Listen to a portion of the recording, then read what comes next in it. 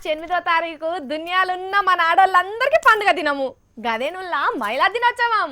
మరి ఆ రోజు సెలవు కాబట్టి మన సెక్రటేరియట్ల ఆడోళ్ళందరూ కలిసి పండుగ చేసుకున్నారు ఓ రోజు ముందుగానే. ఆ ముచ్చట్లు ఏంటి చూద్దామా రాండ్రి మరి.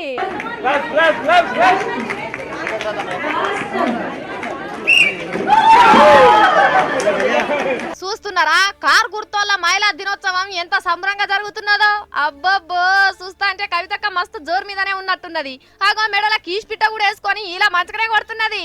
ఆహా అసెంబ్లీ చిన్న speaker Padmakka, Karimnagar ZP chairman తుల ఉమక్క, ఇక గింత మంది జమైనాక గిట్లనే ఉంటదా, ఇంకింత స్పీడ్ పెంచాలే.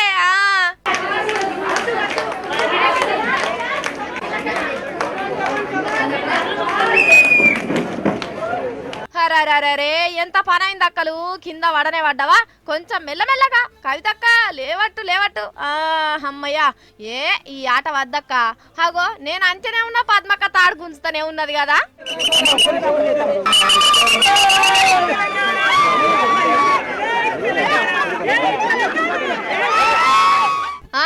ఇది అయిపోయాక చెస్ క్యారమ్ బోర్డు కూడా ఆడిర్రు. మరి దీంట్లో ఎవరు గెలిచినట్టు? మొత్తం తొండి వ్యవహారమే జరిగింది. అన్నిట్లో నేనే గెలిచినా కానీ పద్మక్క గెలిచిన అంటుంది. ఓ పద్మక్క తొండి ఆట ఆడినవా? కవితక్క నీదేనట తొండి. మీ మెదక్ జిల్లాలో నడవదండి ఇక్కడ. అబ్బా కవితక్క ఎక్కడ తగ్గుతూనే లేదు కదా. ఇగో గింత సంబరంగా చేసుకుంటున్నారు టిఆర్ఎస్ పార్టీ మహిళా లీడర్లు. కానీ ఇదంతా మంచిగానే ఉన్నది కానీ ప్రతిపక్షాలు మహిళకు మంత్రి పదవి ఇయ్యలేదని లొల్లి చేస్తున్నారు కదక్క.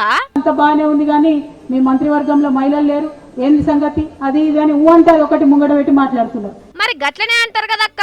ఆనాడు రాజశేఖర్ రెడ్డి మంత్రివర్గంలో 6 మంది మహిళా మంత్రులు ఉండే, కానీ ఎంతమంది మహిళలకు మీరు కార్యక్రమాలు చేశారు, ఎంతమంది మహిళలకు మీరు సహాయం చేసింది? మరి కాదా కవితక్క సోంచి మేడం ఎంపీగున్నది, అది జాలదా?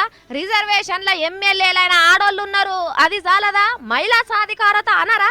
ఎమ్మెల్యేలు ఉన్నప్పుడు చెయ్యలేనిది మంత్రి కొలువులు ఇస్తేనే అయితాయి. అంతగానో మహిళల సమస్యలు ఏమన్నా ఉంటే ఎంపీగున్న కవిత మేడం వాళ్ళ నాయన సీఎం సార్తోని బ్రదర్ కేటీఆర్ సార్తోని చెప్పించి పనులు చేపిస్తుంది. ఇంకెందిగా సపరేట్ ఆడోళ్ళ కోసం మంత్రి కొలువులు ఎందుకు? కరెక్టే చెప్పినవు మేడం అని అంటున్నారు. మేడంతోని టీఆర్ఎస్ పార్టీ ఆఫీస్ లా మహిళా దినోత్సవం జరుపుకున్నోళ్ళు.